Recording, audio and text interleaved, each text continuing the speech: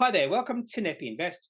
Every single year, we see a multitude, a plethora of companies list on the ASX. In fact, I think it was 2021 where we saw something like 270 companies decide the ASX is where they want to be, which is not unusual to see that amount of companies list when the market is really strong. In fact, I think 2021 might have been a record year. And when you think that right now there's about 2,300 companies on the ASX, that means 10% of the companies right now on the ASX listed in 2021, which tells us there is a high turnover of companies on the ASX. In fact, right now I am doing a project, and for this project, I am going through announcements in 2018. And the amount of companies releasing announcements in 2018 that are no longer a listed entity on the ASX was quite staggering. In fact, I forgot about a lot of these companies. We're talking about Billabong, Godfrey's, that vacuum seller. I think they're still around. Those were two companies that I didn't own, but I've not completely forgotten about. And then there are those companies that you bought into, were a shareholder because you were quite quite confident about the future of those companies, and then they get taken over by another company. So back in 2018, I was a shareholder of Bulletproof, Matula, Dreamscape, three companies that were taken over by another company just as they were about to go through, I think, a significant growth phase. So as a shareholder, I was quite upset those companies were taken over. So there is a high turnover of companies on the ASX. And every so often, I'm talking about maybe every 2 to 3 months, I go through all the IPOs that were listed on the ASX over the past 18 months just to look for interesting companies. And the company I'll be featuring in today's video is one of those companies. Ventia listed on the ASX in November 2021. So they just celebrated their 1-year anniversary on the ASX. And this is a large company. Ventia has a market cap of over $2 billion. They are profitable and they also provide dividends to their shareholders. Ventia was created by a merger of three other companies, Leighton Contractor Services, These Services, and Vision Stream. They also bought another company back in 2020 called Broad Spectrum. And Broad Spectrum's history goes all the way back to 1956. Back then they were formed as Transfield, and then they changed their name to Broad Spectrum. And then These launched their environmental services business. And then VisiStream, which was established by Telstra, was acquired by Leighton Holdings in 1996. And then Leighton Contract Services was created in 2000. Then we had that merger of those three businesses. And then Ventia bought Broad Spectrum in 2020. So you could say there is a long storied history when it comes to Ventia, even though the company itself was only created in 2015. Before I go any further with Ventia, I should probably say what they do. This company is an infrastructure services company. So if you have an infrastructure that you need servicing, maybe Ventia is the company for you. Now, this particular table is taken from the company's prospectus, which was released leading up to their IPO on the ASX back in 2021. So this just gives you an idea about the sectors they are servicing within the infrastructure space. So they have 4 distinct sectors: defense and social infrastructure, which includes government. So we're talking about federal government, state government, local government. Also infrastructure services, resources and industrial, water, electricity and gas, telecommunications, fixed networks, essential services, wireless, NBN operations, and transport, which of course includes transport, road transport operations Australia, Transport New Zealand, and rail operations.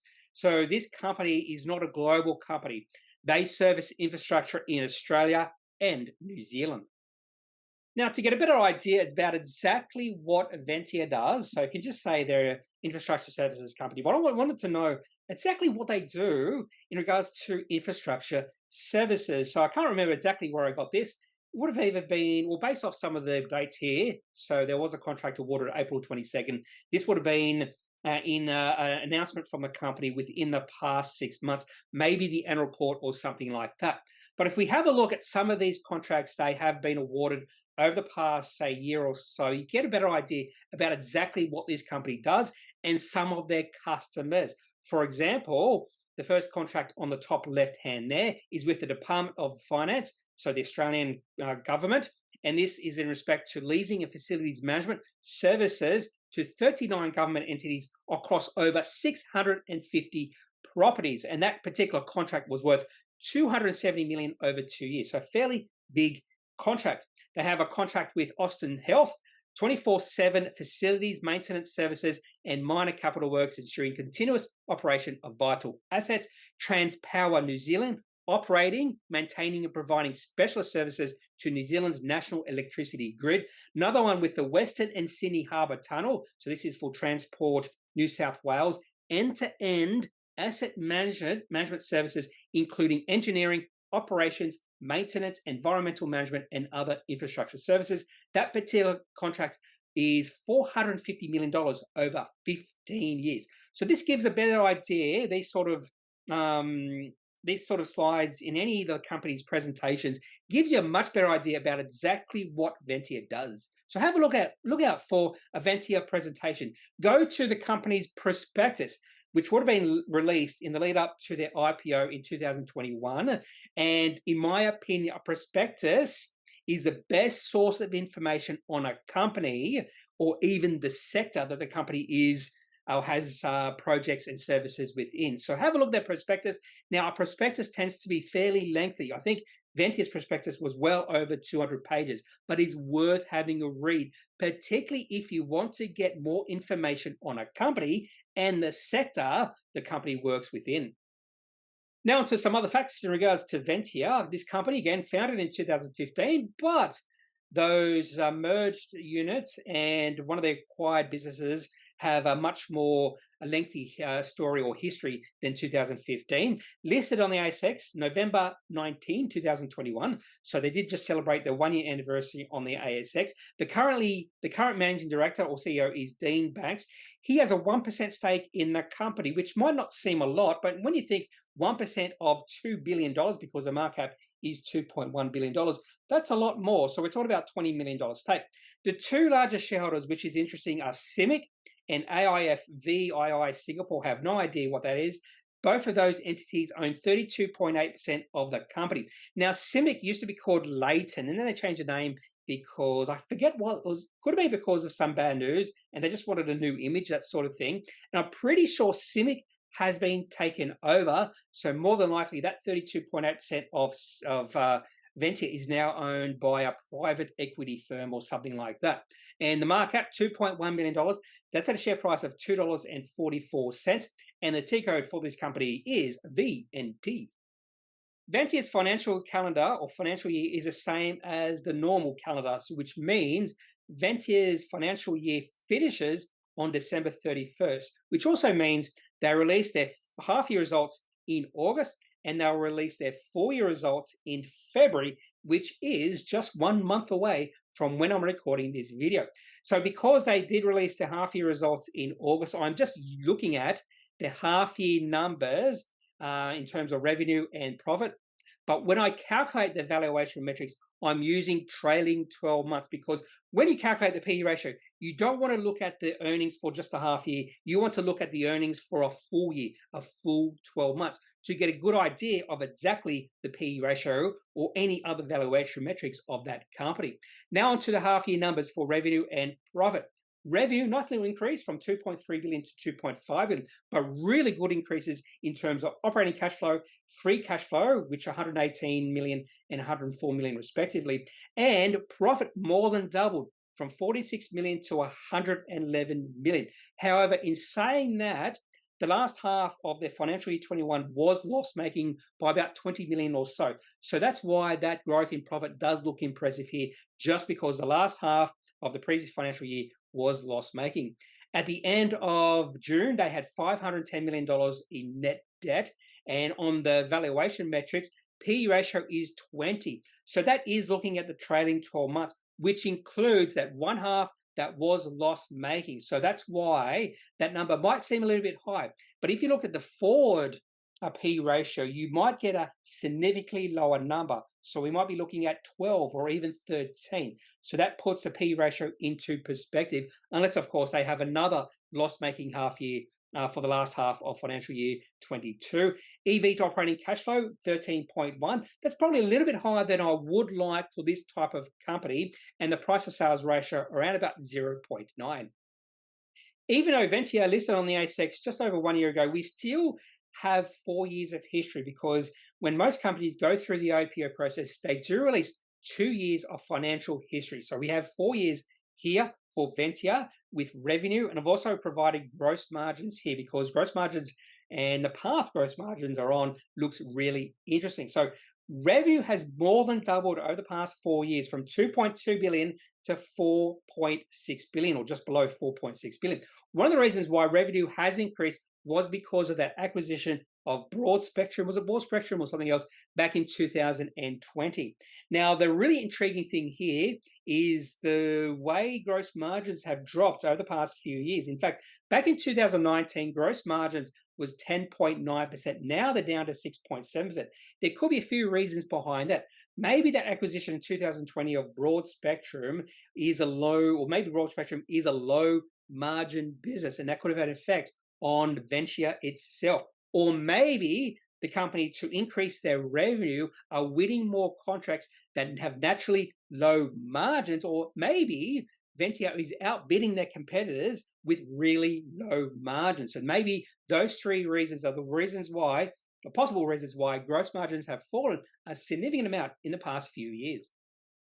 Ventia is a dividend-paying company, and they have given their shareholders 2 dividends in the past year, a final dividend of 1.5 cents in February, pay date was in April, and the latest interim dividend was 7.5 cents, which was paid in October.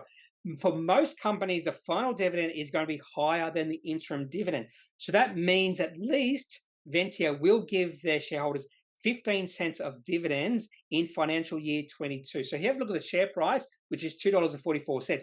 The dividend yield for this company is approaching 10%. It's probably going to be less than 10% unless this company provides, say, a 15-cent dividend, or maybe even more than that. But more than likely, the dividend is going to be, say, 7.5 cents to, say, 10 cents. But still, the dividend yield for this company is going to be quite impressive. Because Ventia has 4 distinct sectors where they perform their services within, I thought it was a good idea just to see how each of those different sectors are performing. And the other reason I wanted to look at the individual performance of the sectors is just to see which sector has the better margins. So defense and social infrastructure provided $1.1 billion of revenue, significantly dwarfing the other sectors. More than double. Infrastructure services and telecommunications both had $600 million of revenue, and transport only $300 million. But if we look at EBITDA for the first half, we can see that telecommunications EBITDA was just behind defense and social infrastructure. So based off EBITDA and total revenue, by far the best margins are in telecommunications, and just behind telecommunications, we probably have infrastructure services, and then defense and social infrastructure is probably the third best performing company in terms of margins. And then behind that is, or just behind, maybe, yeah, just behind defense and social infrastructure is actually transport, with $19 million of EBITDA on $300 million of revenue. And also they provided work in hand here. So a lot of work in hand in defense and social infrastructure, infrastructure services, and transport. Unfortunately, that sector where they have the best margins, only $1.5 billion of work in hand, but plenty of work in hand across the business when you look at all these different sectors. The company also reaffirmed their financial year 22 key pro forma prospectus guidance. Revenue just under $5 billion at 4.9 million, or 4.9 billion, EBITDA of 408.6 million, and net profit after tax and amortization of 171.8 million. Onto the chart for Ventia. And to be honest with you, one of the reasons I started following this company was because of the chart, not because of any financial statements the company released, not because of any positive announcements the company did reveal to the market. It was just based off the chart. Because when this company listed in November to September of this year, so 3 months ago, the share price of this company was in an uptrend. And whenever I see a company that had recently listed in a nice developing uptrend, that is a good sign moving forward for a company. Not always, but it usually is a good sign. So the company's actually share price increased by about 50% from when it listed to the highs we saw in September. It went from $2 to $3.10. But the share price has been struggling over the past 3 months. And there are signs that the sentiment is starting to shift from positive to negative. The share price is moving into a downtrend. We have seen 2 lower highs and 2 lower lows as well. Although you could argue with me that the share price around $2.40 to $2.45 is a really nice support level for this company. So if we see the share price fall below or breach $2.40, that would be a bearish sign moving forward for Ventia. But I'm keeping a close eye on this company's chart. I'm also going to keep a close eye when the company releases their full year results in February. And if I see some really good value, and if I see a really good dividend yield, that could be a reason to think highly about taking a position in this company if you like what this company does. And more than likely, if we do see a really good dividend yield, that could give dividend or income-seeking investors the motivation to take a position in this company, and that could lead to the share price increasing. That's all I have for this video. Looking at Ventia, a company that listed on the ASX in November 2021, a company with a markup of over $2 billion, a company that is profitable, operating cash flow and free cash flow positive, and provides a dividend to their shareholders. If you have any thoughts about this company, or maybe if you are a shareholder of this company, you'd like to give your thoughts on why you're a shareholder of this company, I'd love to hear that. So leave that in the comment section of this video. Otherwise, I'm not a financial advisor. If you do need financial advice, make sure you seek out someone who is qualified and can speak to your own financial needs. That's it for this video. Have a good day. Bye.